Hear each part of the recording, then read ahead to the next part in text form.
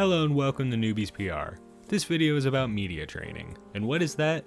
Well, as Indeed Career Guide explains, your job in public relations may include collaborating with media outlets to promote clients. If you're going to make a media appearance, it's important to consider media training to hone the skills necessary to communicate clearly and professionally.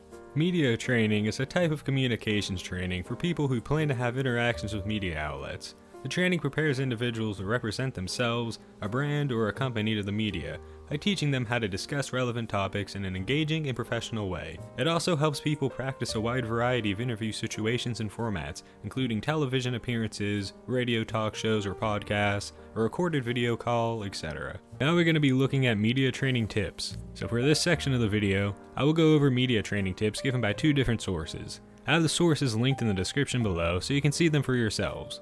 The first one is TJ Walker on YouTube, and these are from his videos Media Training A to Z and Media Training Tips 101, What You Need to Know to Be Like a Pro. As for his tips on how to look on television, he says, when you're sitting on television, relax, but don't sit all the way back. And also don't try to sit all the way up, it makes you look stiff. So when you're sitting, just lean forward slightly. The next one is to look at the person you are talking to. Don't be looking all around or looking at the different cameras. Make it just look like a conversation between two people. He also adds that if you're thinking of an answer or what to say, don't shift your eyes away to think. It's a thing that most people do naturally. But he says on video, if our eyes keep glancing away, it makes us look like we are lying, or we are shady, or nervous. He says that if you need to, look down at the floor for a moment to think instead of to the side. He explains that looking down makes you look more genuine. The next one is, never have a blank face. Even when you're just listening to others talk, it makes you look bored, or intimidating. And also, don't have a huge smile the whole time. Just have a slight smile. And also while you are listening, tilt your head slightly and nod occasionally to show you are following along and are interested in the topic. He says not to be stiff with your body and monotone with your voice. So if you're sitting stiff, it makes you become monotone instinctively, so try moving subtly. And also make sure to move your hands when you talk, rather than holding them tight together. Just look relaxed and comfortable and confident to show you know what you are talking about. Also on TV, make sure to use powder to take the shine off of your face.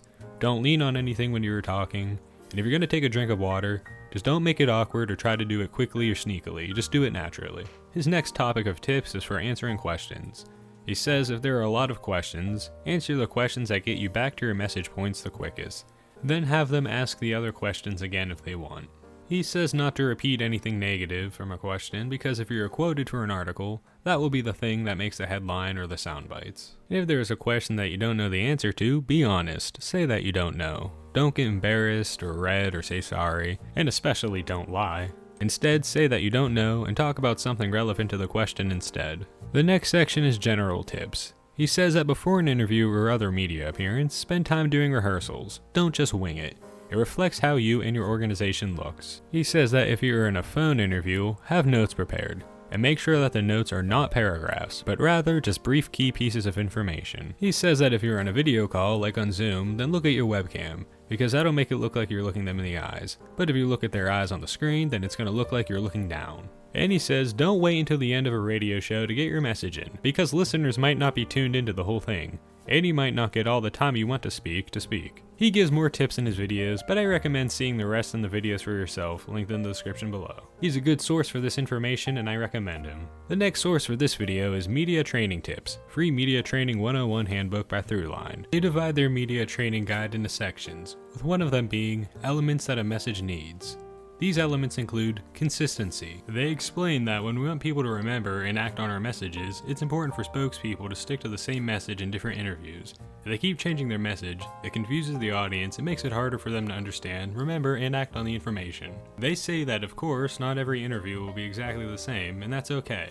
Depending on the audience, the questions and answers may be different, and the wording might change, but the main ideas and themes should remain consistent. The next element they say that messages needs is having less jargon, so keep your words simple, concise, and interesting. The next element is to make sure that your messages are ear-worthy. So they say that say you're a spokesperson for a small batch ice cream maker named Just Chill. The company is launching a new flavor, chili chocolate, and your message needs to drive interest in a new product.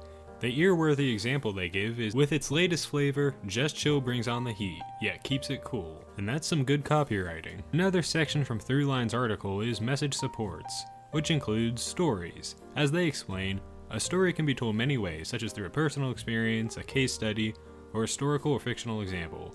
They say that another message support that you can use is statistics. They give an example of a powerful statistic usage as if they were a healthcare brand raising awareness of preemptive measures to protect against strokes. The example they give is saying, Lambeau Field, home to our beloved Green Bay Packers, seats more than 81,000 people. It would take 9 Lambeau Fields to hold the Americans who suffer a stroke every year. 9.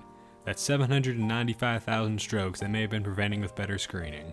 I recommend reading the rest of Throughline's article. I'm not going to reveal all their tips, so you can go and see it for yourself by using the link in the description. And that has been a quick introduction to media training. For more public relations related knowledge, subscribe to NEWBIES PR, the start of your PR learning journey.